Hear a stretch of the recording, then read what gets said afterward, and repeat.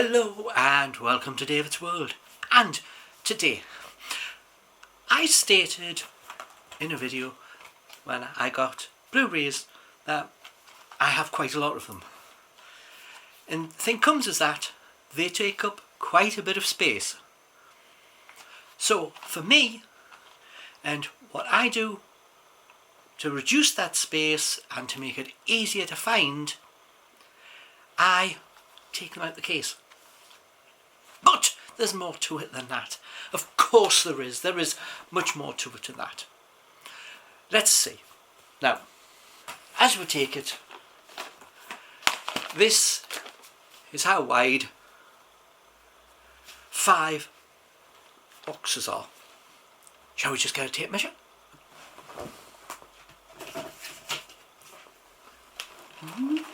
And now back. 1 tape measure. 5 boxes take up nearly 3 inches. So, we need to get rid of the boxes to reduce the bulk down. But how are we going to maintain keeping the discs in the best condition they are and being able to find them? That is quite a simple method, but it's not all that cheap. Okay, so this is my storage method. As you can take it, this is a really useful box in more ways than that, but I put them into these simply because when I bought these boxes they were £3 and they are thick and strong. You can buy other things, but any trays or things, but you want height. You need the height so they don't fall out when you're trying to look them. You also don't want to put them in tight. So as you see, I can fit my hand into the box because you want to be able to flick and look for whatever film you want. Now, this is box A because it has the A-team in it. Now, when I start, I put them all into alphabetical order. Always a good way to be able to find the film you want. But we start at A, we fill up, and when I first started I had, I think, about 70, 100. That didn't take up much boxes, but now I have a lot of boxes. So what happens is that I start with A, and this actually goes up to E.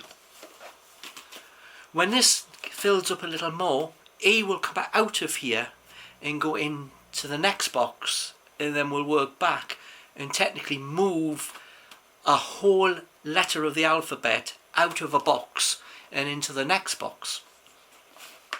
So let's get 5 out. 1, 2, 3, 4, 5. This is 5 in the little plastic. This is 5 in the boxes. This 5 is about 1 box worth. So 1/5 of the space. So let's have a look at what we put them in. What happens is that I buy these from Amazon because it's the only place I can find, if anyone knows anywhere cheaper, because as I said, they aren't cheap. These take the front covers of this and the disc and put them together.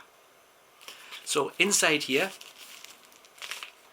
give it a little jiggle, is the disc.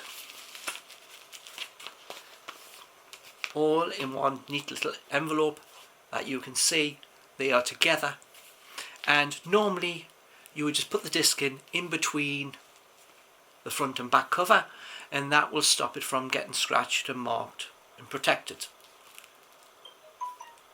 This is the simplest way. There is another way to do it. You could just put them into the plastic envelopes, then put the covers in a file, but then you have to be able to find the disc to the file, so therefore you would have to number each of the covers and the disc with the same number, and then put them in an order that way. But then to get them in alphabetical order, you would have to use a alphabet and number, so it gets a bit more complicated. So this would be A1, the next one would be A2, and continue up that way. So when you get to the B's, it would be B1, and but that's a lot more work, you know. So we have one disc, and I get one envelope. And as I said, these aren't cheap. These come in a white box with 100 in. They cost £17.40, which is a lot of money for 100 little placky, but very few do it. There's only one I can find that actually does it. So we take that. Take the box. Now this one, the disc's loose, so we'll take that out. We can keep, if we wish, the add-ins, but if there's nothing important about them, then you throw them away. So we take now the empty box. We need the front. Now this box is now, for me, useless. But what I do with them is I put them into a charity bag and give them away to charity, because each of these is probably worth a good 20 pence easy. There is some DVD cases that can be, for one thing, could be worth up to £1 if you buy them new. So I put them in a bag and give them away to charity. So now we have the cover. We want the front spine name forward as well. Line it up and fold it flat. I normally do this on a piece of wood, so I would normally just lay it out flat. Once done, you take the disc, put it between, you take your plastic envelope,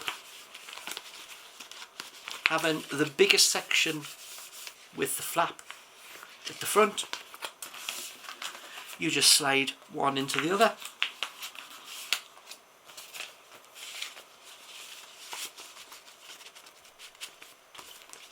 fold in the top if you want, and it's done. You repeat that for all of them. Now I have another process to this, and it is this. Right, now you're puzzled. This is what you could say is the master book. When I buy Blu-rays, each one goes into this book in alphabetical order. So each page gets written, and I normally leave a couple of pages to allow for growth. Each page getting written the name of the movie that I have just got in Blu-ray. So if you take it, some letters of the alphabet don't have many items, so I can look through this and we can come to whichever doesn't have a lot. F hasn't done too well at the minute.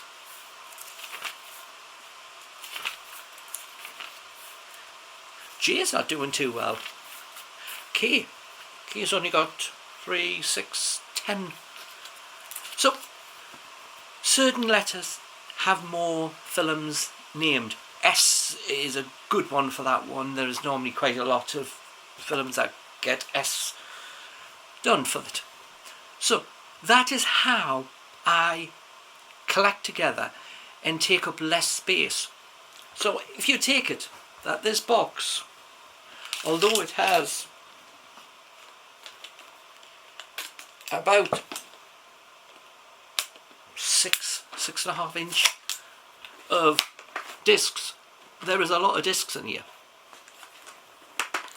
And yes, we shrink down to this size, which therefore we just flick through them like you would a record collection. So this now would just go into the box. So we just flick. It doesn't matter where, because I only go to B, I don't do B, A, B, B. You know, I just look at the first letter. So we just find the B's and we just drop it in. Once it's written in the green book, put into the bags, put into the file system, job done, and an item for the charity shop, which I could sell them. I could put them onto eBay and sell them, but I can't be bothered.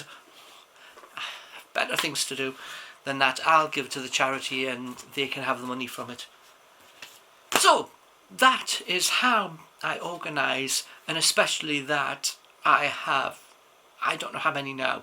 It has to be over 300 Blu-rays because I bought piles of sets.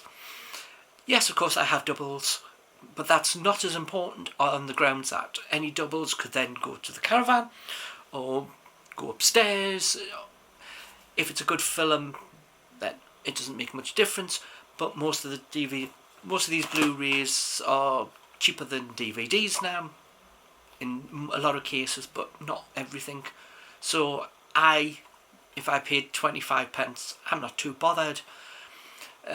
Most of the ones that I got right at the start, none of them went over £1, and the cheap ones that you can get for 25, maybe 50p, come from cash converters and that type of shop, and you just go in and you just virtually buy anything you don't have, so it gives you a big wide choice of films to watch. So as we said, that's how organising, and that organisation is going to continue for my computer games and my PlayStation games that I have, because I never sell them. It isn't worth selling them. If you take this game into cash converters or any of the thingy stores, they'll probably offer you a penny for it. And if you get offered more for it, then I'll be surprised, because they're probably not. This is probably not going to turn up very much anyway on their shelves. So, what's the point of selling something if you're only going to get a penny for it? You might as well keep it. It's the same with the computer games. You know, you might get 20p at the most for certain computer games. Not worth selling them. You might as well just keep them.